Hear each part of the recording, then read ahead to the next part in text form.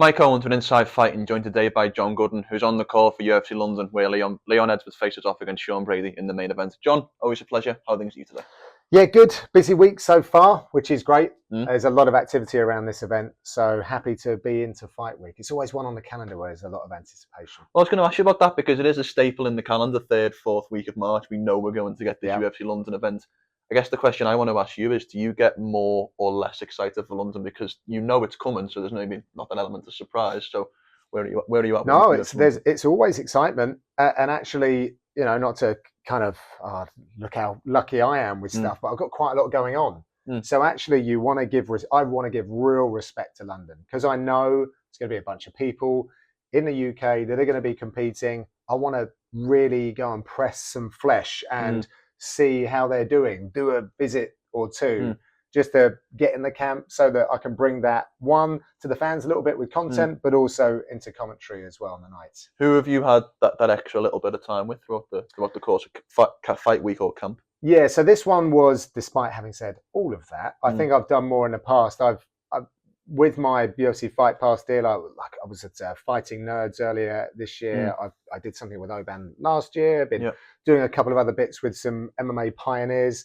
So my interests have been like in those spaces, and London's crept up. But I did go and see Nathaniel Wood, Lonnie Kavanagh, spoke with Brad Pickett. So I got the London guys, had to go and see those.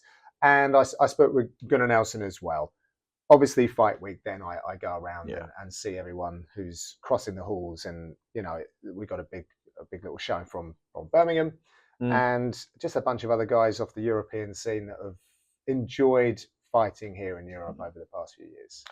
This is generally a fight night fixture, but the UK has been graced with some pay-per-views recently, with UFC 286 and UFC 304 in Manchester most recently. Does the UK need a British champion in order to have pay-per-views on British soil? By proxy of the fact that they're always dressed up to be championship bouts nowadays, yes. That's just the way that it is. And we've been lucky enough to do it. That's the whole reason why it was such a big deal when Leon managed to pull the pay-per-view setup back to London.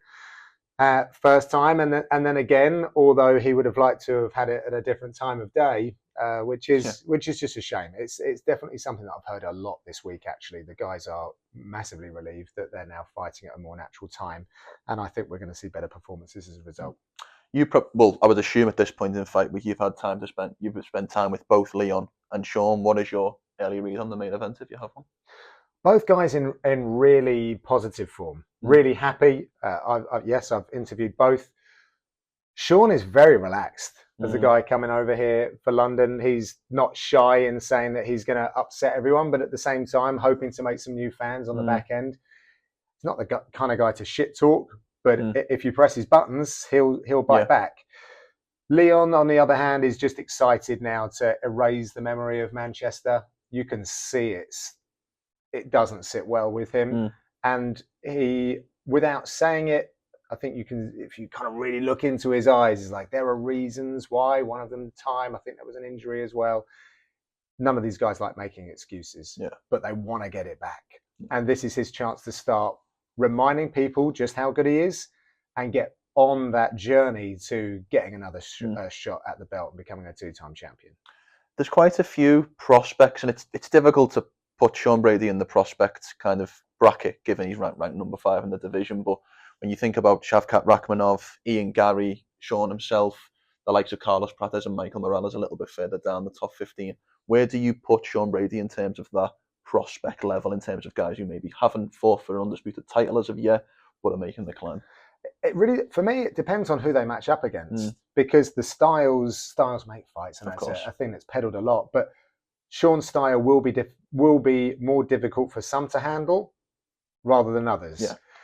He gets an opportunity to leapfrog his way right up there. But I do also think that the guys who are perhaps a little bit quieter types need a bigger performance in the octagon, so that you charge up the fans, so that those fans make a lot of noise to campaign for you to be the next guy to get a shot. Because once you're in the top 5, really any of those guys are good enough to challenge for the title. Have they earned it is slightly different. I'd say in the welterweight division, a lot of these guys have put the work in. Carlos Prates is maybe a newer guy, but Mm. boy, has he made an impact. Yep. But he is certainly, along with the fighting nerds, like riding a wave that you can see one could easily capitalize on that to make a case. Sean Brady and the Philly guys, they are more quieter, but there is an aura about them. There's a lot of success happening as well. If he comes away with a big win, well, there's a huge campaign that's going to take place. And Leon, he was a champion. He defended that belt. The UK Massive will hopefully get behind him as well to see if he can become the next one, to see who prevails in the next title shot. There's only been 2 men who've lost the welterweight title and went on to reclaim it in Matt Hughes and GSP. Right. What would it say about Leon if he could, first of all, get past Sean Brady, but ultimately reclaim that belt over Bilal Muhammad or another 170-pound champion? Class, longevity, endurance, hunger, because he's taken the long road. Was it like a 10-year unbeaten run? Something Possibly, close to that. It was such a long run that he had. Maybe not 10. Was it like 10 fights for sure? He wasn't someone that looked to like try and shortcut his way. He would just diligently work, and there are things that the fans don't even realize that Leon's been through, with scheduled fights which fell off and teased with this, and then it didn't happen. Not like circumstantial reasons, injuries, etc. And I've been lucky enough to visit him and sort of see it play out. And each visit next time was like, oh mate, I'm really sorry what happened last time, but this one will be good. And then that falls away. Yeah. And then, oh, here we go again. You're getting really, oh God, the Masvidal, it didn't happen either. So it always felt like Leon was on that roller coaster. So for someone to have been able to ride that out, still get results, still stay at the very top of one of the most competitive, deepest divisions on a skill level, because the game's still moving fast. We're still a young sport. Science is moving and sort of catching up as well. So if he could do that in like the modern era, that is really, really special. I'm not sure if he gets an immediate rematch, because you've got like Shavkat in the mix, obviously Jack Della, Bilal. Oh, it's Ian Gary's making a name for himself at the same time. There's a lot of competition. Yeah. So if Leon gets it back, it might mean another fight, and that would be kind of even more of a story, wouldn't it? 100%. What is the one other fight on the card that is jumping off the page to you most?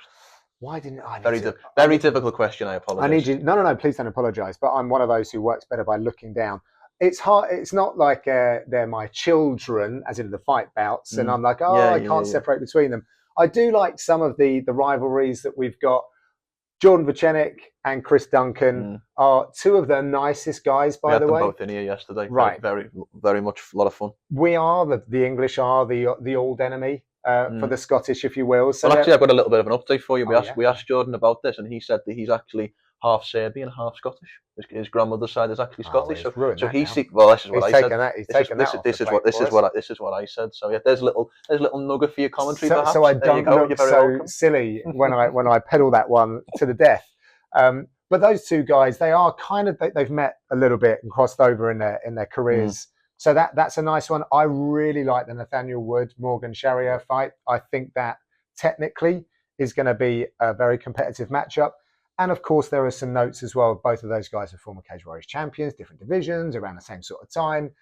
Young, fresh-faced men who have actually got like they're in the veterans category already. So that's there are a couple of fights that I'm really looking forward to. I've got to give a note to Mick Parkin as well, teammate of Tom Aspinall. Tom Aspinall faced Marcin Tybura in the main event here in the O2. Mick Parkin gets him on the prelims, but it's still the same guy. Yeah, it's not 5 rounds. You're still facing one of the most difficult heavyweights to look good against, one of the most experienced heavyweights in mixed martial arts today. Let's not forget he was an M1 global champion before the UFC. Massive fight for Parkin, who is they're both lovely human beings. Parkin, a quieter type, who we've seen got a bonus last time out. What a wave of momentum. And with that story and connection to Aspinall, it's shaping up really nicely for him if he can get it done. Before we finish, I have to get your thoughts on probably what is the biggest fight currently booked with an English man or woman involved. And this is obviously Paddy Pimblett's massive fight against Michael Chandler in the co-main event of UFC 314. This feels a little bit like, to me, the UFC feeling like, or trying to understand what they've got with Paddy. Because when you look at Chandler's record, when you look at the Dustin Poirier, the Justin Gaethje, and the 2 Charles Oliveira fights, you could argue he loses to the super elite guys in the division and beats everybody else. Do you kind of see it in those terms, or something similar? So I haven't looked at it that way, and I'm not saying you're wrong. That's a really strong perspective. The way that I've been seeing it, actually, from Paddy's lens, is the last guy that Chandler was matched up against was Conor McGregor. Okay, it didn't happen, but the next guy, like, you're now in that realm. You're now matched up with a guy that was linked to Conor McGregor. That is a huge opportunity. Chandler is a big star. He knows how to sell a fight. High level of skill, former world champion in mixed martial arts, and he's done some damage since he's been here in the UFC. Paddy, everyone has doubted Paddy, like, wrongly. He's proved he's almost had 2 careers as well. For people that weren't following him before the UFC, he's, there was almost a movie package that you could have put together before he even got here. And I didn't know what we were going to get from Paddy when he came to the UFC. I really didn't. But he's gone on an absolute tear. I'm really pleased to see how he's managed the eyeballs, been gifting us with certain performances, certain walkouts. And if you know Paddy or you've got to be around him, same kid. He's the same guy. He is. Yeah, he's very true. I really enjoy spending time with him because I know what I'm going to get. And I admire these athletes that have all these eyeballs but know how to perform under the brightest lights and still do what they do despite all the pressure. And it just keeps mounting for Paddy. And I'm sure he gets a lot of positive pressure, particularly from Liverpool and hopefully the UK. But there's still a lot of people that sounds like they're just not convinced. And this is surely one of those fights where you go, come on, like, if he gets it done, like, you keep doubting this guy, and now it's becoming a thing, and he'll prove you wrong. I think he's one of the best back takers that we have in the game. His submission game is elite. There's some chaos that he creates that I think is very clearly problematic for other fighters. Will it be problematic for a veteran like Michael Chandler? We'll find out. I'm really pleased to see he's got this opportunity, and I'll be tuning in live for sure to see how it all plays out. What do you feel, this is my final question, what do you feel like a win over the number 7 Michael Chandler unlocks for Paddy? Great riches, huge opportunities, main events. That's what we haven't seen him in a main event for the UFC. Will he be the guy that they give a 5-round main event to somewhere here in the UK? Something similar. He's not your Apex guy, is he? They're not going to put him here. Certainly not. He's going to be headlining somewhere. We'll find out. But yeah, Paddy is he's a force of nature now, and he keeps on gaining momentum. I love it. John, thank you for your time. It's always a pleasure. Much appreciated, and we look forward to seeing you back in action in the commentary booth. Okay, thank you very much.